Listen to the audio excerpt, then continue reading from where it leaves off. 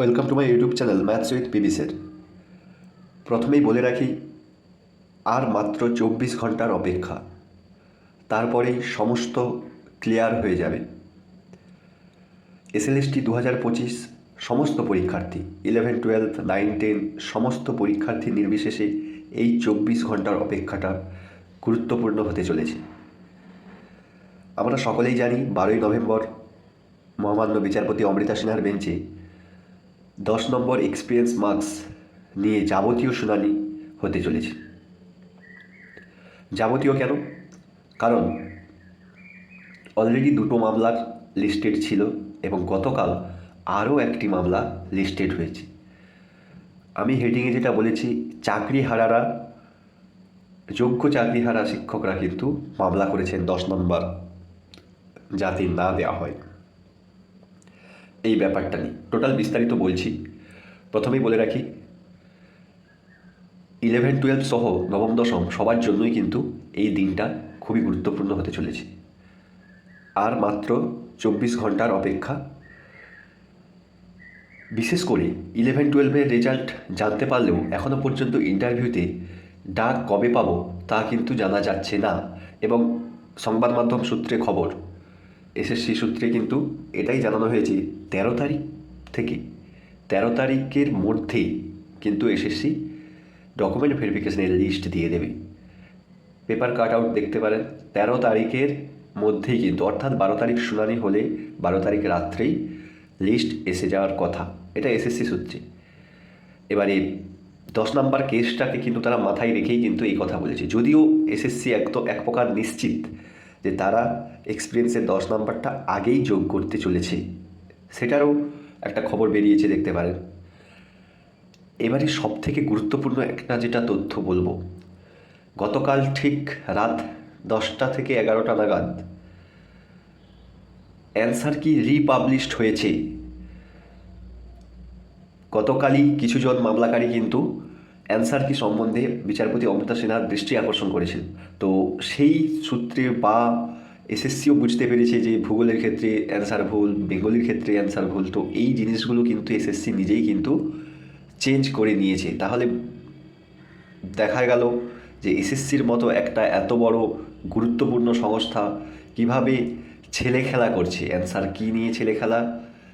পরীক্ষার্থীদের ভাবনা নিয়ে, ইমোশন নিয়ে ছেলে খেলা করছে, এটা স্পষ্ট হয়ে গেল। প্রত্যেককে বলবো, অ্যান্সার কি রিপাবলিশড হয়েছে, প্রত্যেককে কিন্তু নাম্বারটা চেক করার কথা বলবো। বিশেষ করে জিওগ্রাফি, বেঙ্গলি দুটো সাবজেক্টের কিন্তু জিওগ্রাফিতে 2 নম্বর, বেঙ্গলিতে 1 নম্বর ম্যাক্সিমাম ক্যান্ডিডেটের কিন্তু বেড়েছে। এটা আমি চেক করতে বলবো সকলকে। আরও অন্যান্য সাবজেক্টও বলবো চেক করে নিতে, কেমন? আর ম্যাথামেটিক্সের ক্ষেত্রে কিন্তু বাড়েনি, যেগুলো আগে সমস্যা ছিল যে সাবজেক্টগুলো, সেখানে কিন্তু বাড়েনি। আমি তবুও বলবো সবাইকে চেক করে নিতে এবং অবশ্যই কমেন্টে জানাবে কার কী নাম্বার বেড়েছে। এটা গেল একটা কথা যে অ্যান্সার কি রিপাবলিশড হয়েছে, এটি খুব ভালো খবর। প্রত্যেকের নাম্বার বেড়েছে এবং বিশেষ করে যোগ্য যে মেধার প্রার্থীরা যারা সঠিক অ্যান্সারটা করেছিল তাদের সাথে ন্যায় হয়েছে। এরপর যেটা বলবো যে চাকরিহারারা কেন ঘুরে মামলা করতে গেল 10 নম্বর নিয়ে।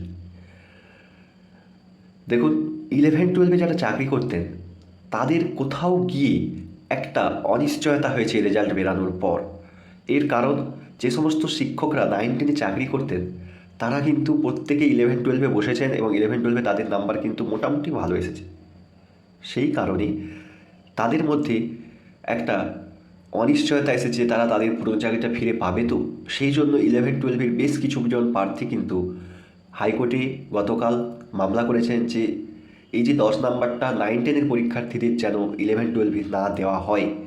অর্থাৎ এইটা বলা চলে একটা ডিভাইডেড রুলস, অর্থাৎ যোগ্য চাকরিহারারা নিজেদের মধ্যেই কিন্তু একটা ডিভাইডেড রুলস ক্রিয়েট করছেন।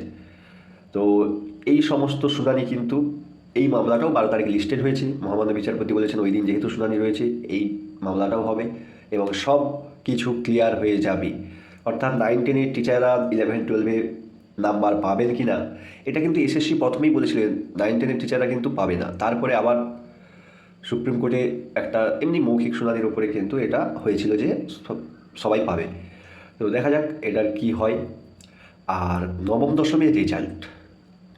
দশমের রেজাল্ট কিন্তু পাবলিশ তৃতীয় থেকে চতুর্থ সপ্তাহে হবে। এই মুহূর্তে পাবলিশ হওয়ার কোনো সম্ভাবনা নেই। এসএসসি 11-12-এর রেজাল্ট পাবলিশ করেই বিড়ম্বনার মধ্যে রয়েছে, অ্যান্সার কি চেঞ্জ করতে হলো। তো এই মুহূর্তে নবম দশম নিয়ে এসএসসি পড়বে না, তবে ওই নভেম্বরের 3rd উইক অথবা 4th উইকের মধ্যেই কিন্তু নবম দশমের রেজাল্ট চলে আসবে। তাহলে 9-10-এর রেজাল্টটা কিন্তু 3rd week or 4th week নভেম্বরে, ওটা সবাই দেখতে পাবে। তাহলে কি জিস্ট দাঁড়ালো যে আমরা ইন্টারভিউ লিস্ট 12 তারিখ সন্ধে বা রাত নাগাদ কিন্তু পেয়ে যাচ্ছি ডকুমেন্ট ভেরিফিকেশনের জন্য। এবং ডকুমেন্ট ভেরিফিকেশন কবে শুরু হবে তার জন্য একদম এসএসসি নোটিশ দিয়ে জানিয়ে দিয়েছিল যে 17 তারিখ থেকে ডকুমেন্ট ভেরিফিকেশন শুরু হবে। বিশেষ করে আরেকটা জিনিস যেটা ইনফরমেশন বলবো, ডকুমেন্ট ভেরিফিকেশন কিন্তু কলকাতাতেই হবে, অর্থাৎ সদর দপ্তরেই ডকুমেন্ট ভেরিফিকেশন হবে। সেই জন্য যারা উত্তরবঙ্গের প্রার্থী রয়েছেন, বিভিন্ন জেলার প্রার্থী রয়েছেন, তাদেরকে কিন্তু কলকাতায় আসতে গেলে ট্রেনের টিকিটের ব্যাপার রয়েছে। এই জন্য ডকুমেন্ট ভেরিফিকেশন যত তাড়াতাড়ি জানতে পারবে তারা ততই ভালো। এই ছিল গুরুত্বপূর্ণ আপডেট। প্রত্যেক পরীক্ষার্থী নবম দশম এবং 11-12 দুজনকেই বলবো, দুটো পরীক্ষার্থীকেই বলবো যে আর 24 ঘন্টা অপেক্ষা করুন। আশা করছি সব কিছুই ক্লিয়ার হয়ে যাবে। মামলায় যা শুনানি হবে সেই নিয়েও এই চ্যানেল থেকে আপডেট দেওয়া হবে। অবশ্যই চ্যানেলটিকে সাবস্ক্রাইব করবেন এবং পাশে থাকবেন।